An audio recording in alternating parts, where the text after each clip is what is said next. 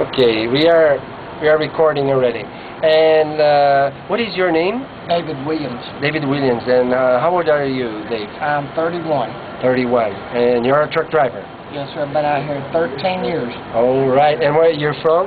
I'm from Birmingham, Alabama. Birmingham, Alabama. All right. And you said you had a good story to tell me, so let's hear that story.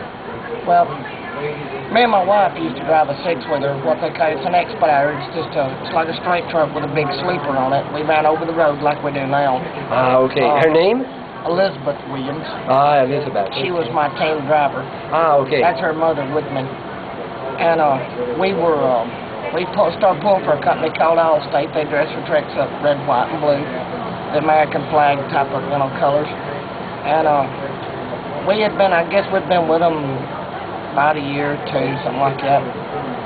And the guy that owned the truck was Ed Houseworth. We drove for him, but we're leased on, like with Allstate and FedEx. And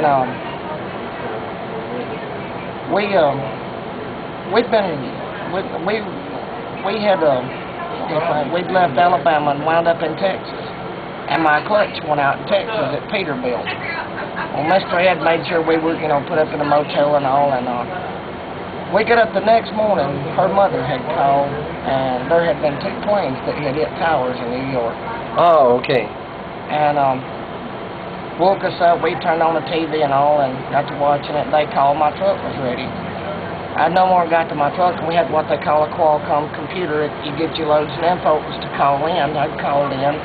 They had me to run up to St. Louis, Missouri, and pick up a load, and it had to be in New York, Lower Manhattan the next morning. Okay. And that was on like September the 12th. Wow. We arrived in New York City September the 12th, the morning of September the 12th.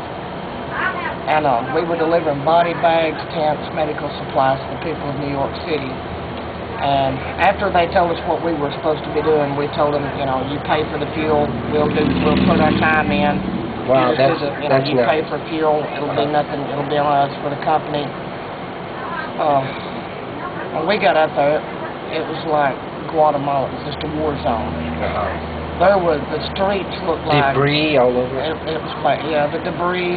There was just people standing on street corners just for miles, holding up pictures, signs saying we love you, we thank you, handing out water bottles to truckers. They were giving us like, you got a free toll at the GW, the George Washington Bridge. We got a free toll through the George Washington Bridge. We got to go down the Henry Hudson Parkway. Trucks are not allowed, but then they were bringing them in on the Henry Hudson Parkway. And that's something that's never before got to be done in the truck that I got to do. Okay. When we got up there, we were rounding street corners, and there was people. I mean, just holding up candles, water bottles, giving out food to drivers. There was a hit parade of dump trucks. I know had to be 5 miles long. We were passing, going, and coming. We had a police escort going in, a police escort coming out. The dump trucks were having police escorts coming in and out. There was fire trucks sitting everywhere. It was just like a disaster zone. I see. While we were up there, the people, you'd have to see the appreciation. I mean, the people up there, there was this brotherhood. Yeah, when we rounded a corner, we heard them hollering for Allstate and rooting us on. They were rooting on each and every dump truck coming in and out of that hole. There was fire trucks and police cars mashed to just beyond belief. The streets, it looked like it is here on the dirt parking lot on the streets, from the concrete, the debris from the buildings, the way they were brought down, the smell, the stench. It was like human flesh burning. It made me plumb nauseated, sick. I see.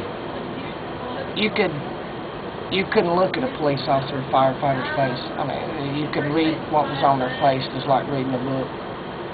We got to see the dogs. We hauled a 55-gallon oil drum full of little puppy dog pads to go on their feet, like little. You ever seen Crown Royal? It's a drink. It comes with a bag. Okay. Bottle. Yes, I know. That's what they were little cushions on the bottom of them for the dogs' feet to go in and hunt people and, make sure people. And how long did you stay there? We stayed there almost 3 days. 3 days. Before we were able to even get out of there from the traffic. from the way things were all blocked off, and they So were, for you was a very interesting experience. What do you think you got from it? well, the people I got to meet, I'll never forget. Never. And what I saw up there, I'll never forget. I see it in my sleep at night when I'm in that truck asleep. And when you hear them holler, we found a body, we found somebody, we found one alive. That's really moving. That's the whole thing. You would have really had to you'd have to be there. Uh-huh. These people climbed up in that truck, were helping us unload all this stuff and unpacking body bags. It was hard That's not to watch hard. them. Yeah, hard material to be delivering that day. That was hard to watch. The people standing on them corners with candles, with food and water bottles and showing us appreciation, you know, that was like an insult to us, you know, having to bring body bags up there. And we unloaded them, you know, right to their face, you know, and medical supplies, Gatorade, tent, sleeping bags.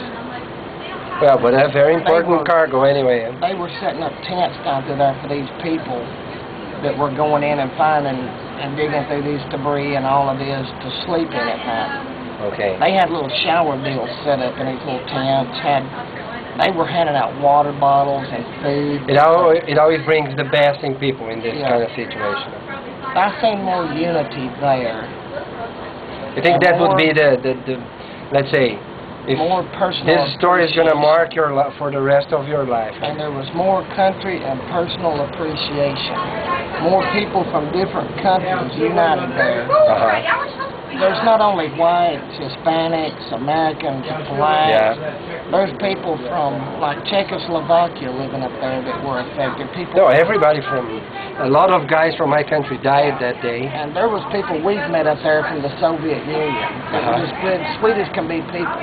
Yeah, They're here trying to make a life for themselves. Yeah. And everybody was affected. Well, the whole world. Our appreciation here of our freedom for granted. Yeah. These little things we take for granted that you can't get in these other countries. You just wouldn't believe the freedoms we have here. If you have to warp up your story now, what would be the outcome? Let's say if we're bringing this to a closure. So you started telling me the story that you were going there, you loaded, and when we came out of New York, we left there. It was a personal feeling. It's something you feel good. You've helped somebody else, but you don't want any recognition for it. Uh-huh. You know, you leave there feeling, you know, well, I helped somebody. I made an improvement somewhere. And you hope and pray you never forget those people. Yeah, and if you were not a truck driver, you could not have taken all of that there. It was a great opportunity. You know, never let me down 1 minute through the smoke, the stings, the debris I had to run over and bump into. My wife stood strong through all of that, and She was with you in it? Okay. And it hit home. I had my puppy dog out there with me. She got to see it all. And then I got sick while we were up there, and my wife had to bring me back to Atlanta, Georgia to be put in the hospital.